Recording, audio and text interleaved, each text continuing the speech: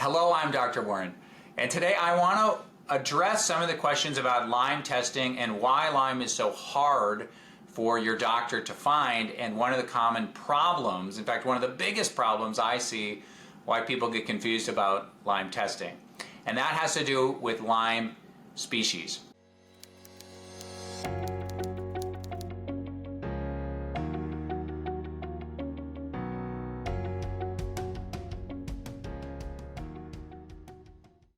I ran into a wonderful PhD researcher out of Finland named Leona Gilbert, and she presented some information and I got to ask her questions, and we had some great back and forth, and she was just so kind and generous to really think through my questions and give us some thorough answers.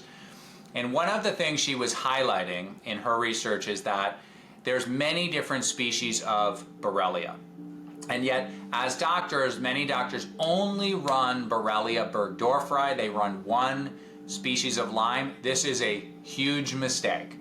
If your doctor is only running one species of Lyme at this point, we are behind the times making mistakes from 1994 medicine. Now, along with the single species fallacy, maybe I should say, is the idea that these different species are extremely locked in regional areas.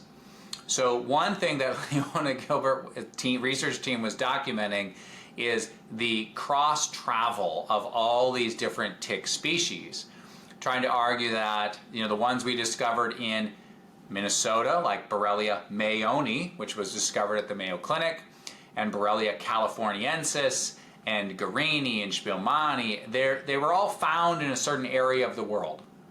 But now we know that this stuff has traveled so far, you don't have to go to Japan to get one, and Minnesota to get one, and Connecticut to get one, and California to get one, and France to get one. These things travel too much, and so we really at this point need to be running broad spectrum panels with multiple species of Borrelia. And so the idea of just running Borrelia burgdorferi only is just outdated and wrong, and it's going to miss people, and it does miss people. In fact, I had someone literally this morning who is negative for Borrelia burgdorferi and flaming positive for Borrelia bavariensis.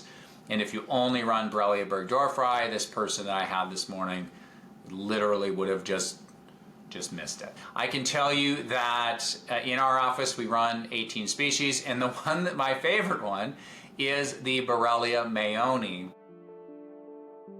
Because remember, I'm in Minnesota. I practice about an hour from the famous Mayo Clinic.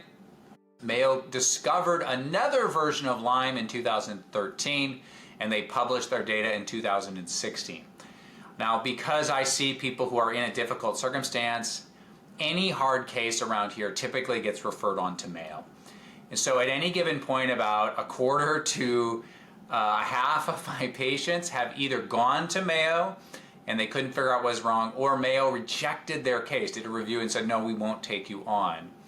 And let me tell you, if you find Minnesota, Wisconsin, Iowa people, and they have gone to Mayo and Mayo said we couldn't find it, and then you find the cause of their problems is literally Borrelia mayoni, which is the test that not even they run, even though they recommend running it, people get upset. So if your doctor is not testing multiple species of Borrelia at this point, just way behind the times, need to be running that more thorough test. The other thing that Leona did show is that Lyme absolutely has different forms, and she had a wonderful picture that showed Lyme in the active form, which is where the antibiotics work really well, and then Lyme in this round body form, which is much more resistant to antibiotics. And your doctors don't know this. Your doctors don't know that they have a 30, maybe 60-day window where Lyme's in that stringy spiral form where it's more responsive to antibiotics. Although I was at a seminar with one of my good friends, Dr. Mariah Hinchy, and she really believes your best antibiotic window is in the opening 4 days. That is the most aggressive I've heard as far as the timing window, but somewhere between 4 days and 30 to 60 days is what most other doctors would agree with.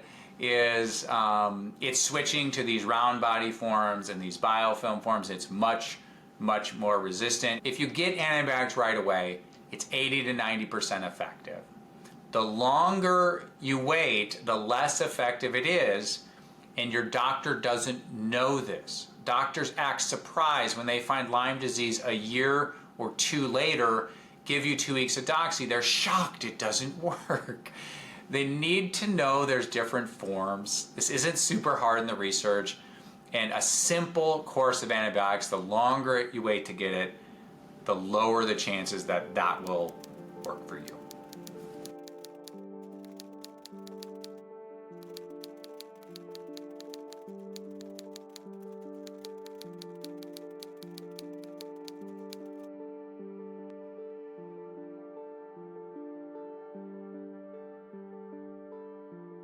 Now this is a picture we use at our clinic that I think is much more indicative of what you need to do. And I know it's a busy slide, but it does show that when you have chronic Lyme, the idea of just taking a simple course of antibiotics and it's all over really does not work, and need to be working with a doctor who can kind of do all these different pieces, from attacking Lyme and co-infections in different forms, from really helping your immune system.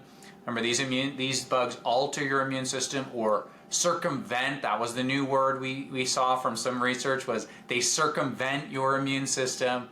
So your protocol really needs to be able to handle Lyme and co-infections in their various forms.